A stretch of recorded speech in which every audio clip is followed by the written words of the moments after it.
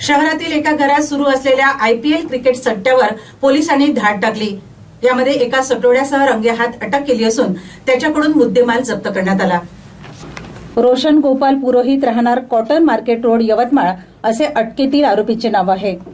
8 April 2026 रोजी स्थानिक गुन्हे शाखेला खात्रीशीर माहिती मिळाली की यवतमाळ शहरातील कॉटन मार्केट समोरील एका घरात रोशन गोपाल पुरोहित नावाचा इसम दिल्ली कॅपिटल विरुद्ध गुजरात टायटन्स या मॅचवर मोबाईल आणि मॉनिटरच्या मदतीने हार जीतचा जुगार खेळत आहे। या माहितीवरून स्थानिक गुन्हे शाखेच्या पथकाने सापळा रचला। त्यानंतर पंचासमक्ष घटनास्थळावर धाड टाकली। यावेळी एका मॉनिटर स्क्रीनवर दिल्ली कॅपिटल विरुद्ध गुजरात टायटन्स क्रिकेट मॅच सुरू होती।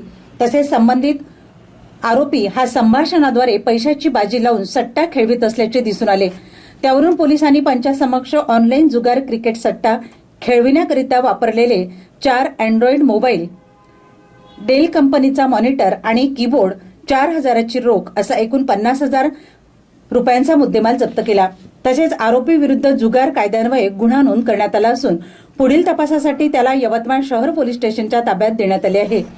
ही कारवाई पोलीस अधीक्षक कुमार चिंता, अपर पोलीस अधीक्षक अशोक थोरात, स्थानिक गुन्हे शाखेचे पोलीस निरीक्षक सतीश चौरे यांच्या मार्गदर्शनात सहाय्यक पोलीस निरीक्षक मनीष गावंडे, पोलीस उपनिरीक्षक गजानन राजमल्लू, सय्यद साजिद, योगेश गटलेवार, अजय डोळे, प्रशांत हेडावी, रुपेश पाली, योगेश डगवार, सुनील पैठणे, देवेंद्र होले आणि आकाश सूर्यवंशी यांनी केली।